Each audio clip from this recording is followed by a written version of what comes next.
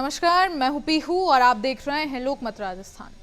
राजस्थान की राजनीति में तापमान एक बार फिर गर्म हो रहा है क्योंकि बीजेपी की कार्यकारिणी के ऐलान के बाद अब मंत्रिमंडल विस्तार और फेरबदल पर सबकी नजरें टिक गई हैं।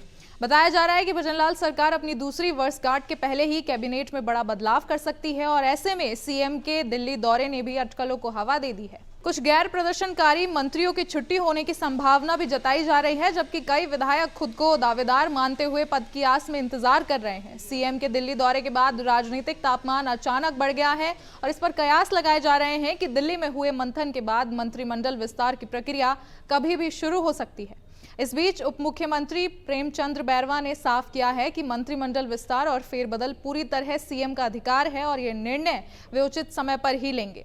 सरकार ने इस बड़े बदलाव के लिए पूरा होमवर्क तैयार कर लिया है। मंत्रियों के कामकाज, जनता से जुड़ाव, क्षेत्रीय पकड़ और एंटी इनकम्बेंसी के बारे में निजी एजेंसियों से सर्वे तक करवाए गए हैं। माना जा रहा है कि सरकार के विजन को जमीन पर उतारने वाले मंत्री अपनी कुर्सी बचा लेंगे, जबकि आधा दर्जन मंत्रियों पर संकट गहरा सकता है।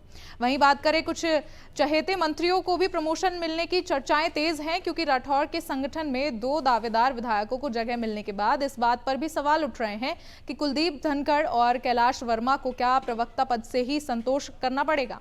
उधर यह भी कयास है कि अब किसी मंत्री को हटाकर संगठन में भेजे जाने की संभावना कम है, क्योंकि राठौर की टीम पहले ही घोषित हो चुकी है। फिलहाल भजनलाल कैबिनेट में 6 मंत्री पद खाली है और इनको लेकर बताया जा रहा है कि जिन मंत्रियों के कामकाज को लेकर सीएम संतुष्ट नहीं है, उनकी कुर्सी जाना तय माना जा रहा है।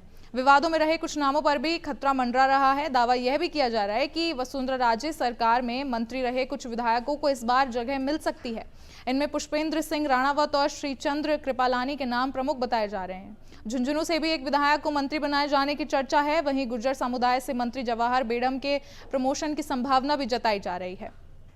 जातीय और क्षेत्रीय संतुलन साधने के लिए एक जाट, एक सिख और एक यादव चेहरा भी शामिल किया जा सकता है। इस पर अपने विचार हमारे साथ शेयर करें और ऐसी और राजनीतिक खबरों और अपडेट्स के लिए बने रहें लोकमत राजस्थान के साथ।